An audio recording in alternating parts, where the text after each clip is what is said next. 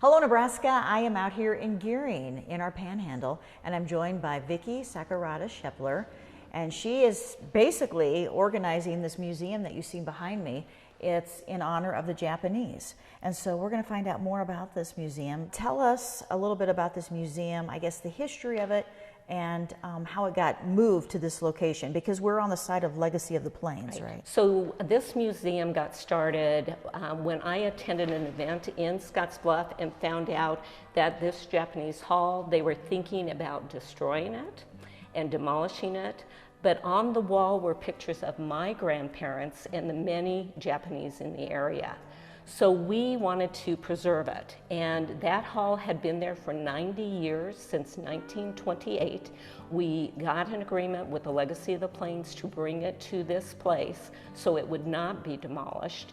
And then we're able to create this museum dedicated to the Japanese immigrant story in Nebraska. When John and I arrived here today, you had so many stories to share. We wish we had time to tell all the stories, but that's why people need to come out here and see your exhibits. So that's right. Maybe kind of tell us when you first come in the door what you'll see, and then what you'll see as you walk around here in the museum. So when you first walk in the door, you will see the early immigrants that are coming over. Then you see them starting to work on the railroads, and as they worked on the railroads and the railroads began to lay people off, they began working for the sugar beet industry, which is a new industry at the time. And then we moved into some of the issues that affected Asians only. So Asians were not able to become American citizens until 1952.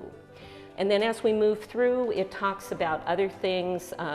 The local Japanese that were supporting them, I have to tell this story, was Tom Osborne's grandfather, who was the representative from both Scottsbluff and Morrill counties, who also supported the Japanese. And then we move into businesses, because many times they owned the restaurants, they owned the barber shops, they had hotels that they maintained for Union Pacific. Farming was primarily what many of them did, and so they were taking over the farming. They farmed for Great Western Sugar. We then move into World War II and what happened, the things that were happening here in Nebraska that affected and impacted the Japanese. And as we move through, we also get into the story of incarceration.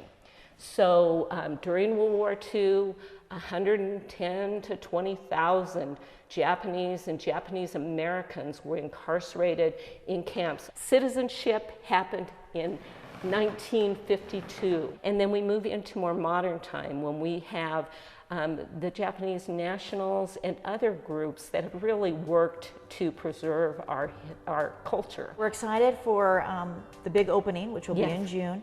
And is there a website or a place where people can go? Yes, you can go to the Legacy of the Plains website. So many great things are to happen, and all of our wonderful volunteers. Vicki, thank you so much for telling us Well, thank you. all about it. Yeah, we appreciate it.